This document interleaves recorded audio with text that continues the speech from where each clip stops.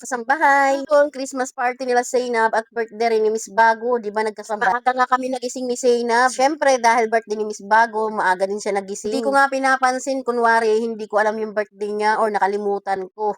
Hanggang sa nakaalis na nga kami ni Zainab, hindi ko pa rin pinapansin si Miss Bago. Pero hinatid ko lang naman si Zainab sa school nila. Dahil nga ang napag-usapan doon, mga bata lang yung mag-Christmas party at kasama yung teacher. Syempre, yung mag-a-assist sa kanila. Bumalik na nga rin ako sa bahay. Tapos nung magbabandang alas 10 na, niyaya ko si Miss Bago sa school para sunduin si Zainab. Sabi ko nga sa kanya, sumama siya at ililibre ko siya ng fishball. At nag-fishball naman talaga kami. Diretso na kami sa room ni Zainab. Dating namin doon, lumapit agad si Zainab at bumulong. Hindi raw siya masaya dahil hindi niya nga daw ako kasama. Kaya sabi ko na lang sa kanya, okay lang yun at pupunta kami ng SM dahil nga birthday ni Miss Bago. Pero hindi ko pa rin sinasabi kay Miss Bago na pupunta nga kami ng SM. Magtatanghali nga, sabi ko kay Miss Bago, magsiligo na at pupunta kami ng SM. Doon na lang kami maglalans at pa-birthday ko nga kay Miss Bago. Aba, mabilis pa sa alas 4 yung pagligo. Gusto nga sana ni Miss Bago, doon kami kumain sa may Korean restaurant. Dahil siya nga ang may birthday, sabi ko nga, siya na ang bahala kung saan niya gusto. Kaya lang, pagdating namin doon ay puno. Kaya ayun, dito na lang talaga kami sa may SM. Dito na nga lang kami sa may taas ng SM, sa may food court. Sabi ni Miss Bago, dito na lang para daw mas mura-mura.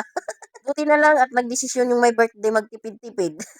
Nung naka-order na nga kami at hinihintay na nga namin, games pa si Miss Bago. Sabi niya kung kanino tumunog to at kaninong tumapat, siya yung pipick up ng in-order namin. At di ba naman in-order, pinagturuan? At si Zainab nga din nangulit at gusto niya rin sumali. Siyempre, ang nagwagi ang inyong kasambahay, kaya ang nag-pick up ng pagkain namin ay si Miss Bago pa rin. Ang ganda naman ng waitress namin. Ito lang kagandahan sa mga Junakis. Kahit pasimpleng birthday lang, sobrang masaya na sila dito. Basta ang lagi ko lang sinasabi sa kanila, mag-aral silang mabuti. Dahil balang araw, kapag nakapagtapos sila ng pag-aaral, hindi lang ganitong birthday yung mararanasan nila. Yun ang pinakamagandang regalo na binigay namin sa kanila, yung makapagtapos sila sa pag-aaral. Madadala nila to kahit saan sila magpunta. Siyempre, bago kumain, nagdasal na nga muna si Zainab. Tuwing kakain talaga kami, si Zainab lagi yung nagpapaalala, magdasal daw muna kami at magpasalamat kay Lord. Birthday! Juan, happy birthday! Tingin mo na.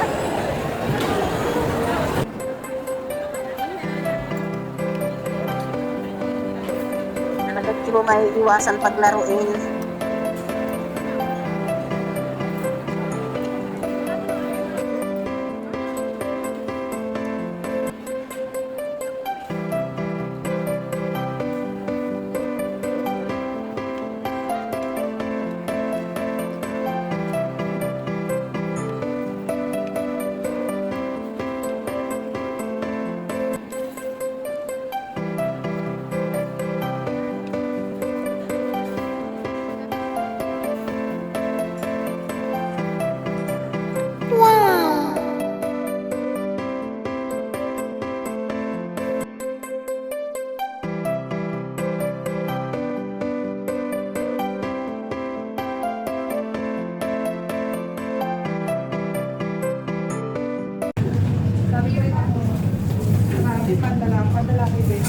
Hindi naman yung mga bata kapag nakakita ng playground.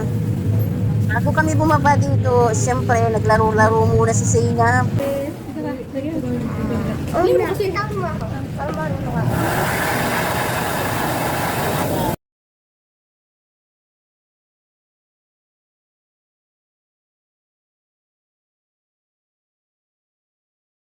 Lalo na kapag ganito yung edad, talagang napakahilig pa niyan sa laro. Pero habang nag-a-adjust yung edad niya, nag-a-adjust din yung ugali niya. Sabi nga ni Zainab dyan, bitawan daw siya ni ate niya para naman daw matuto siya. Pero nung binitawan ni Miss Bago, inaalalayan niya pa rin niya si Zainab. Pagkababa nga namin dito, sabi ni Miss Bago, mag-ikot-ikot daw muna kami. Sabi ko nga, okay lang yung ikot-ikot, wag lang turo-turo.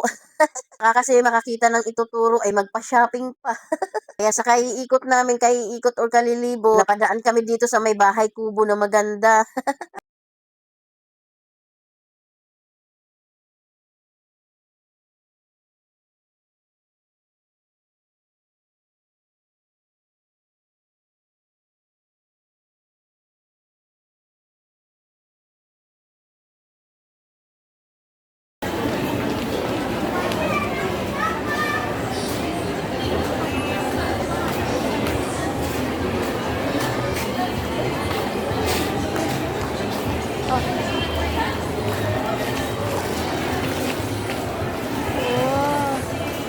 Bili ka, bili.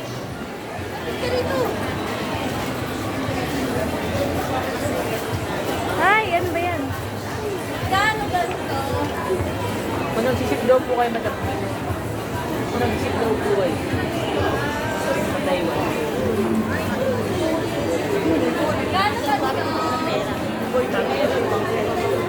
Kano ganito? Wala ata. Oh my God. Try ko na sir sa TikTok. So ngayon guys, ito try namin itong umuusok. Umuusok to, di ba? Parang ice cream na umuusok.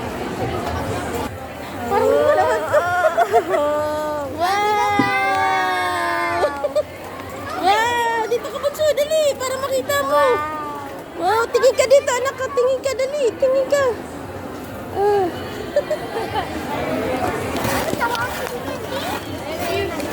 Hi guys, ito yung nakikita namin sa sa Quiapo.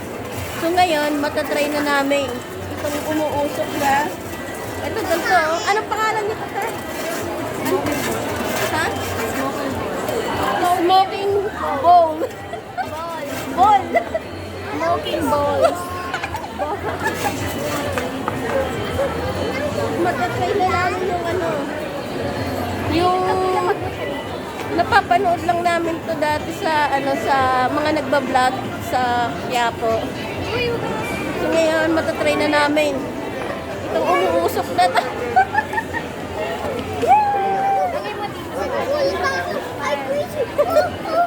Ano lang to guys, 150 lang. So yan, tignan natin si ate kung paano niya gawin. Ayan lang. Ay, sumakit!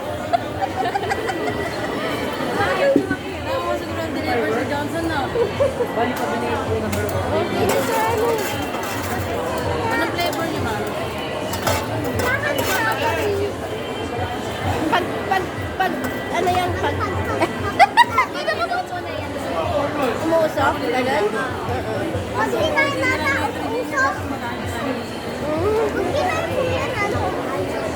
Dagdagan mo, para ano, umuusok. Para makita namin yung ano. Panigurado may mga pupunta sa iyo dito. Yan. Yan! Galing! Dali, try na natin. Wow! Uy, uy, uy, uy! Michelle, ano ba ginagawa mo? Anong flavor mo? Ano, chocolate? Masarap ba yung chocolate? Best seller po nila din. Oh, wow! Saka na natin ulit.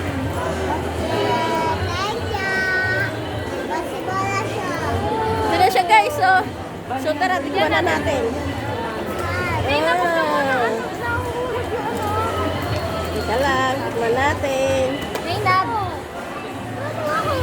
Ito na guys, oh. Sarap!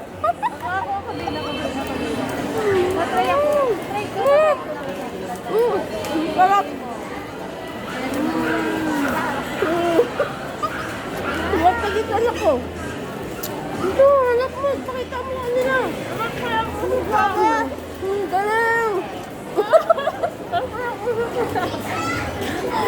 Lumipas na yung ano. Sabi niya, ba't daw walang usok sa kanya? 150.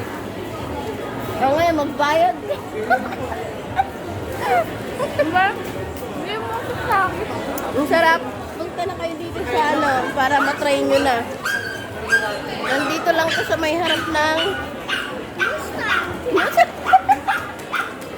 Sa loob lang siya ng SM.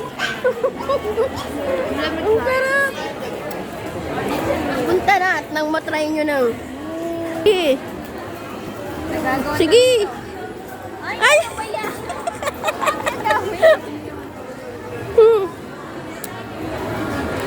Wow!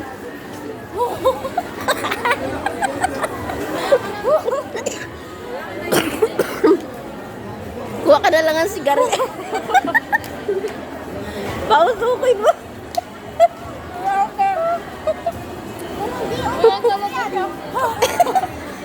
Nawala na yung usok. Ano, Zainab? Kaya pa? Ay, lagyan na. Dali. Lalagyan niyo pa ulit. Ay, yun lang yung habol nila, yung usok. Lalagyan ulit ng, ng pausok pa. May usok po sa akin. Oo, umuusok pa. Yan. Tigas na. Akin. Tumigas.